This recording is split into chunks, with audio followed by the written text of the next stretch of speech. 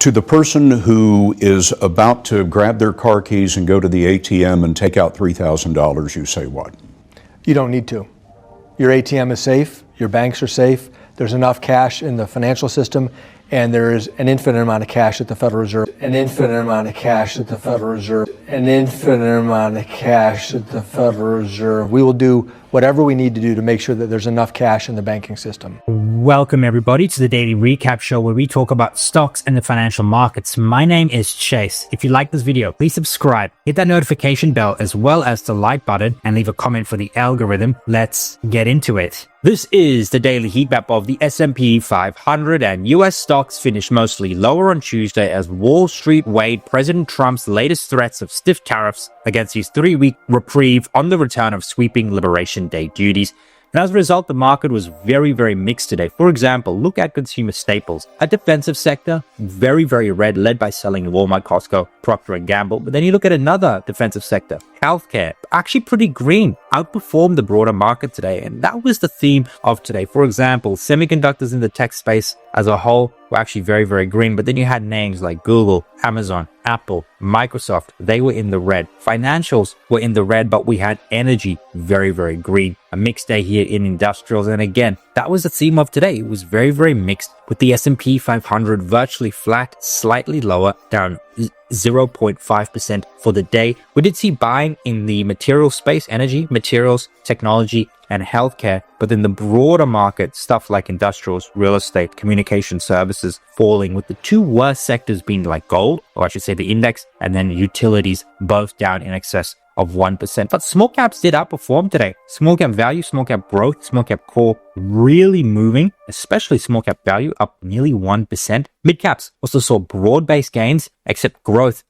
weighed on the mid cap sector, and then large caps as a whole was deep in the red. So look, if you are in stuff like the equal weight or diversified in smalls or mids, your portfolio probably did very well today. Globally was very much of the same. Europe was green. China and India were green, but Southeast Asia was red, along with North America and South America. And today, the headlines really were, again, just tariff news. Trump came out and threatened that there will be no extensions on the new August 1st tariff deadline, warned of higher import taxes, as his administration continues sending letters to foreign officials notifying them of the rates on their imported goods. Trump also said that he would impose a 50% tariff on copper imports to the US and threatened duties as high as 200% on pharmaceutical imports. And on the back of this news, pharma stocks, Pfizer, while they were up today, paired a lot of their gains off their highs. In fact, Pfizer was up like 3 or 4%, but only up 1% on the day. Copper shot up 10% on the back of that news as well. Apple was kind of flat today, and that's because there was a report going around that Meta was poaching some of its top AI talent and actually succeeded. I believe they also poached an executive. And then another market mover was Sunrun, down 11% after Trump signed an executive order that would continue to slash these Green New Deal subsidies. Solar stocks really taking it over the chin. And it has been a very rough year for solar stocks in aggregate, because this administration is less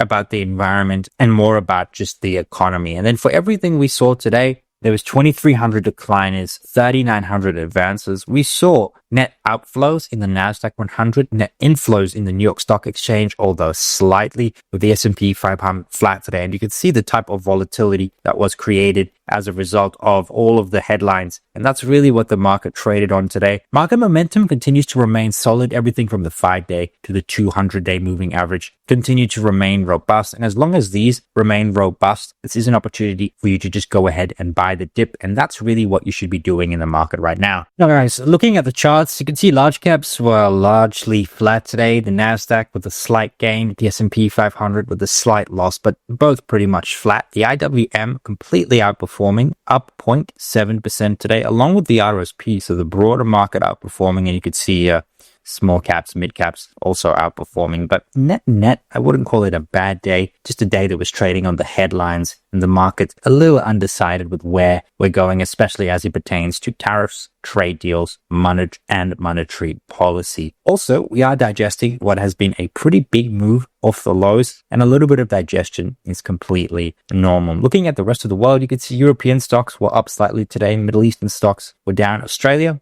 half a percentage point down, and China really outperforming, up 1.83%. Very, very solid stuff. Despite mega caps doing a whole bunch of nothing, volatility did tick down. We're below the 16 level, and look at the front month VIX, officially below that 20 mark. Very interesting. The 2-year yield was flat. The 10-year and 30-year yield gained ever so slightly. The dollar was flat as well. TLT fell ever so slightly, but inconsequential really. Bitcoin was up half a percentage point. Ethereum, big gains in Ethereum, up 2.68%. And then gold was flat, silver was flat, WTI was down 0.33%. Now let's actually talk about the S&P 500. And guys, when you look at it compared to M2 money supply, there definitely still is upside from where we are right now. We're sitting through a little bit of a volatility patch right here, but we are looking to buy the dip. We're looking for us to move higher based on global M2 money supply. Now, looking at the gamma flip zones based on what the option market is telling us, guys, we can definitely see that at the top end of the range of the call wall, we found a little bit of resistance, and now we are pulling back. Ultimately, we can pull back to as low as the 60-100 area or the 60-96 area. This is where we would find strong support to make our next move onward and upward.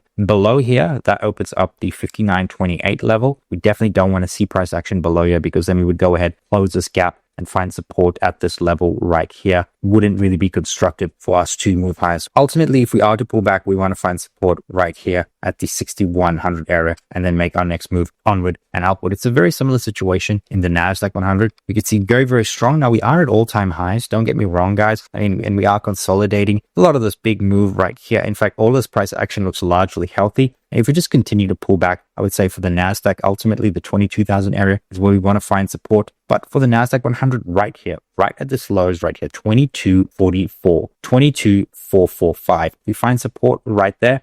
That'll be good for us to go ahead and maybe even retest these highs and retake all-time highs. So ultimately, guys, we're just digesting a bit of the big move. Be constructive, remain constructively bullish. Ultimately, I think at the end of the year, we are going to finish higher. And this volatility that we should expect over the next couple of weeks, take that as an opportunity to go ahead and buy the dip, especially in the large cap space. If you missed the rally to the upside, I do think there's tangible upside, and I do see the S&P 500 finishing around the 6,600 area for the year with a potential bull case of 6,800. That's all going to be dependent on what the other parameters of the market do. If we see a little bit of strength in the dollar, that actually might be good for equities, especially as it pertains to the nominal value. But a lower dollar is actually going to be good for earnings. So if we do see a little bit of strength in the dollar and we top out at the 100 mark, that would be perfect. That would be equilibrium. But the second we start going higher, that does tend to hurt earnings. But companies do report in effects neutral earnings basis. So it doesn't really matter. I don't think anyone's ever sold a stock because they missed on a currency adjusted basis. I think what's really going to move the market is the 10-year yield. Now the 10-year yield has done virtually nothing. We have seen a little bit of strength.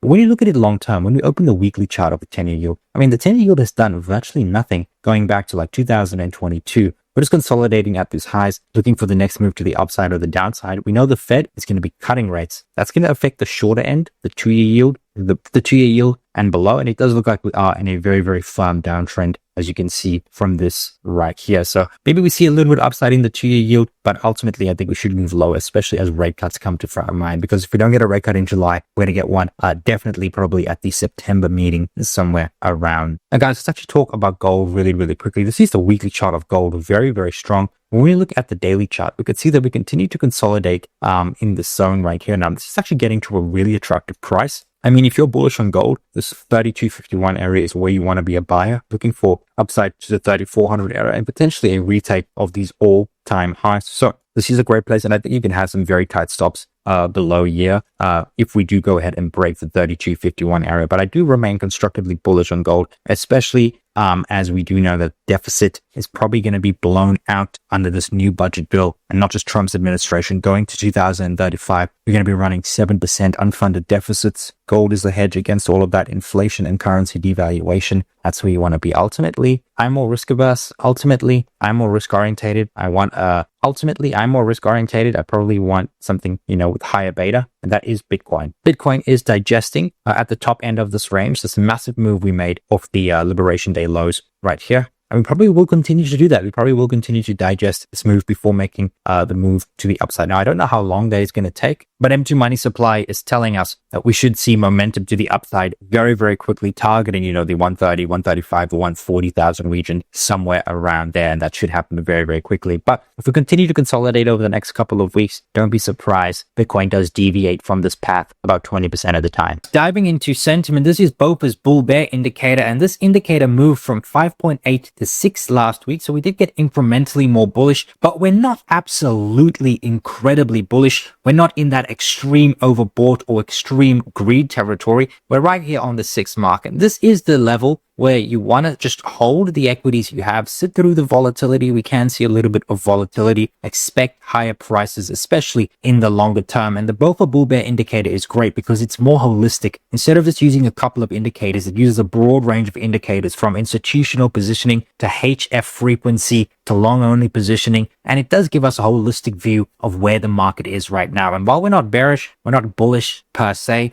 we're in the middle, leaning towards the extreme bullish zone. And guys, this is not the time to get bearish, simply because earnings are set to grow in 2025 and 2026. In fact, we're looking at about 9% growth here in 2025 and then 12% growth next year. Guys, when earnings grow, stocks do very, very well. And they do exceptionally well when margins are set to expand as well. You can see right here that margins for 2025 are set to rise. Q1 margins were very, very good. Q2 margins are expected to decline on a sequential basis. However, when you look at it on a year-over-year basis, we are expected to see a little bit of an increase year-over-year for the quarter in Q2. And then Q3, Q4 should see margins continue to move higher, close to those all-time high levels. And guys, when margins expand and earnings grow, stocks do very, very well. Where does this leave us with a price target for the S&P 500? Well, if we look at Goldman Sachs estimates, they said that on a forward PE of 22, we could look at the S&P 500 close to 6,600 by the end of the year. That is consensus. And even if the PE falls to 20, we could be looking at about 6,000, right? Which is about 4% away from where we are right now. So generally speaking, if we form anywhere in between this level, you could say that the S&P 500 is fairly valued to slightly undervalued to that degree. And there could be definitely more upside, especially if we go ahead, beat these margin estimates, beat these earnings estimates. We could see tangible upside to the 6,600 area. That being said, my price target for the end of the year is 66.69, 6669.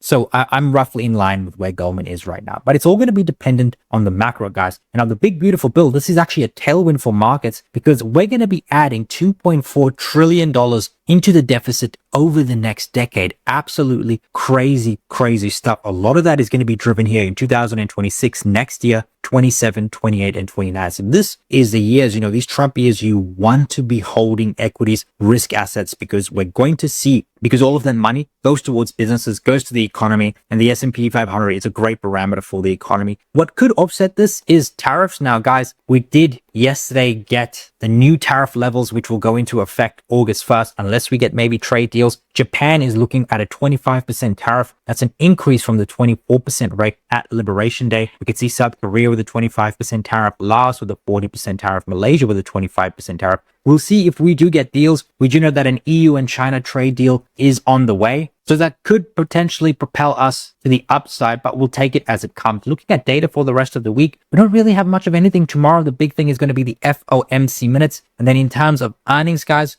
again, nothing major except here on Thursday. Before the open, we have Delta and then Simply Good Foods. That's about it. And then Levies and WD-40 Company on Thursday after the close. That's about it. And then Q2 kicks off next week, guys. But if you've made it up until here, thank you so much for watching. If you like this video, please subscribe, hit that notification bell, as well as the like button, and leave a comment for the algorithm. Cheers.